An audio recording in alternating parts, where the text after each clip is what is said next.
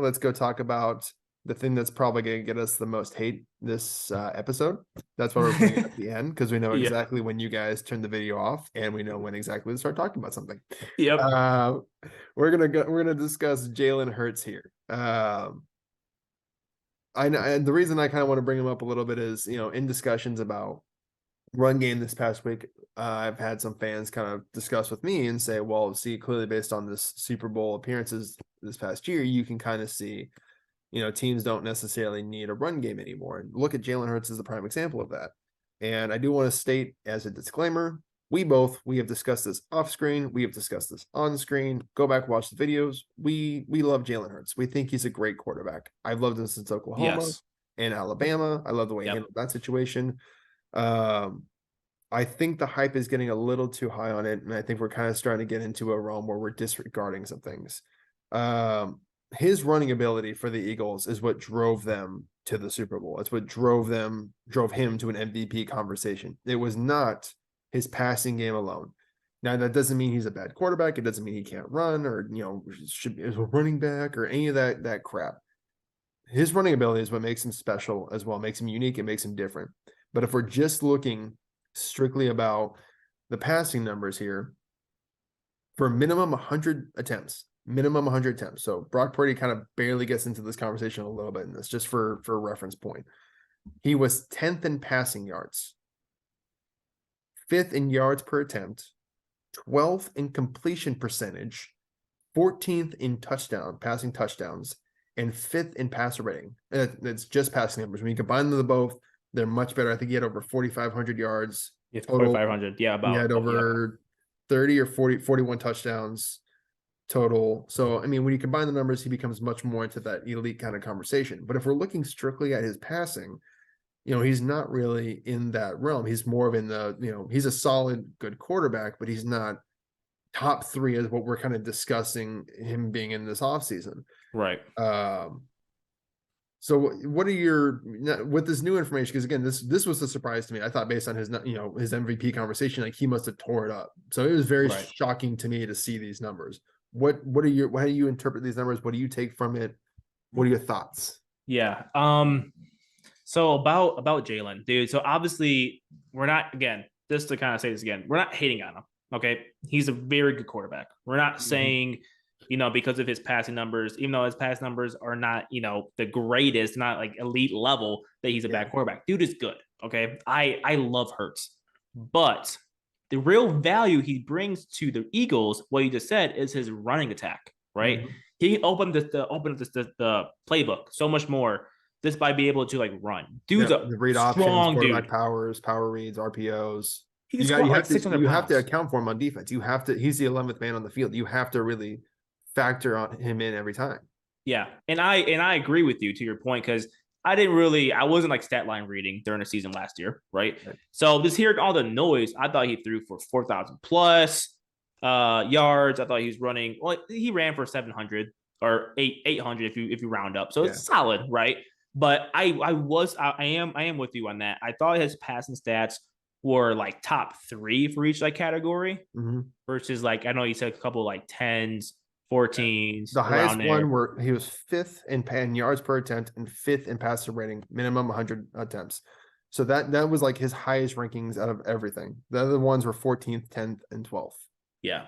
But again, dude, the NFL loves to give players who are on quarterbacks for a winning team, put them in that like MVP conversation. So I think that's part of it. Eagles was one of the second best team last year, right? So I think that kind of aids in this conversation. But again, dude, I think Hurts is great. I was just more or less surprised that his passing stats, I guess, weren't higher than what they were. Yeah, and kind of going back to what initially my thoughts were about it too is, as we're, people are using this example, or the example of Jalen Hurts as a disclaimer for needing a bell cow running back. I mean, Miles Sanders led the team with 1,200 yards. That was another thing that kind of surprised the heck out of me. I mean, you kind of heard it was this running back by committee, it was this, multiple heads and everything. I was like, well, I mean, it sounds like it was mainly Jalen Hurts and Miles Sanders. I mean, that's over 2,000 yards combined right there between the two.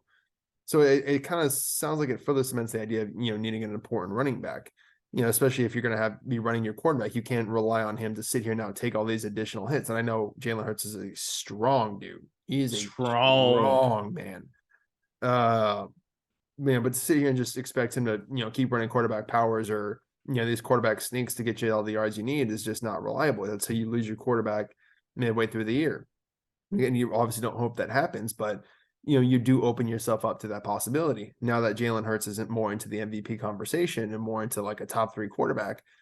And I know the Eagles did lose their offensive coordinator. I believe he went to Indianapolis, right? He's a new head coach. Yeah, and they lost their defensive coordinator too, which is different than our topic now. Yeah, not really relevant to what we're discussing right now. And he kind of blew a lead. But either way, do we see the same Jalen Hurts next year? Do they run him as much now that they're also paying him too? Do they allow him the freedom to keep, or do they start pulling that back like we kind of saw with Josh Allen as well, where they've kind of pulled back his running and are demanding and asking him more and more to run less and throw more? Where do we see this going with Jalen Hurts in his future? And I want to bring this up too. I forget who exactly said this statement, but someone from the Eagles camps did say, like, yeah, we expect there's so much more room for growth with Jalen than what's like he's not a finished product yet. No. Which I just want to say that because we also believe that. We're not saying like it's only his 3rd year. He's going into year 4. I mean, dudes are, he's still got probably another 5 years of development to go through. Right. We're making a case that he's not like top 3 right now. No, not right now. I mean, again, if we're looking, I would say he's probably in the top 3 if we're including his rushing numbers. I mean, for sure. Yep. Sorry. Yep. Just like as strictly a passer, he's not top 3. He's probably, top 12. I mean, but it was just, again, it's really mind boggling to see these numbers here. And like I said, we've kind of looked at his future there with the reduction in running, and I'm sure some of these passing numbers will increase. And I wouldn't be surprised if by the end of this upcoming year, he's top 10 in all these categories, because that would be the next logical step in his development. But I also want to bring up his past a little bit. We're going to rewind the clock 1 year, and we're going to include a little Bears conversation in this as well. There we go. And it's we were kind of looking at Justin Fields' stats from this past year, and Jalen Hurts' numbers from his 2nd year, and it's scary how eerily similar they were. And to kind of get them pulled back up here real quick, because I mean, I really want to be accurate in what we were discussing. So I'm going to go to their stats real fast here. They were about the same for every single category. Yeah. So I'm going to run through them real quick right now. So Justin Fields had a completion percentage of 60.4% his sophomore year. Jalen Hurts had a completion percent of 61.3% his sophomore year. Average for Jalen Hurts his 2nd year, 7.3 yards attempts. Justin Fields was 7.1. 17 touchdowns for Justin Fields compared to Jalen Hurts' 16. 9 interceptions for Hurts, 11 interceptions for Fields. Quarterback rating of 85.7 for Fields, 87.2 for Jalen Hurts, and even QBR of 54.8 for Jalen Hurts and 54 for Justin Fields. The biggest difference is their passing yards. I mean, Justin Fields did throw for 2,242 yards versus Jalen Hurts' 3,144 yards, but Jalen Hurts also threw for 432 attempts versus Justin Fields' 318 attempts. So if you gave Justin Fields 100 extra attempts, that's about 800 additional yards based on his average that you can factor in, which puts Justin Fields at about just over 3,000 yards. Jalen Hurts threw for 31, I believe I said 31. Yep. 31. I mean, it really is very scary how similar these numbers are between these two guys in their sophomore years, and does kind of lay a roadmap for where the Bears can go this next season with a better weapon set, like Jalen Hurts got, because Jalen Hurts this past year, from his 2nd to 3rd year, got AJ Brown. Yeah. Well, now Justin Fields from his 2nd to 3rd year gets DJ Moore. It's also funny that they're both DJs and AJs. Both sure. guys that were like considered good on their previous teams, and I think we're going to see DJ Moore maybe jump up into that, oh my gosh, this guy's so good, he's top 5 kind of a conversation this year. So I the groundwork is definitely there of showing that this could be a good year for Justin Fields to really establish himself as the franchise quarterback going forward. Yeah, I'm about to say that's the reason why there's a lot of hope around Fields right now, right? Mm-hmm.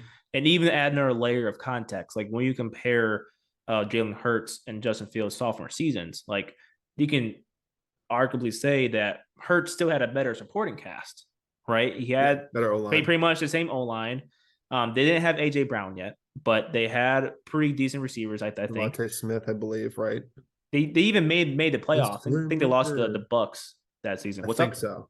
Yeah, I was just saying the Slim Reaper, which is the yeah. oldest nickname I've ever heard in my life. That's the coldest nickname. No, I 100% agree with you there. Yeah, being called the Slim Reaper is crazy. But like that, now that he said like that nickname is wild. Oh god, now I'm just thinking about like some dude that's like thick and getting in the NFL. Oh, it's the Thick Reaper. That's just It's like, oh, dude, that hurts. That hurts. Oh. I am going on like a diet after I hear that.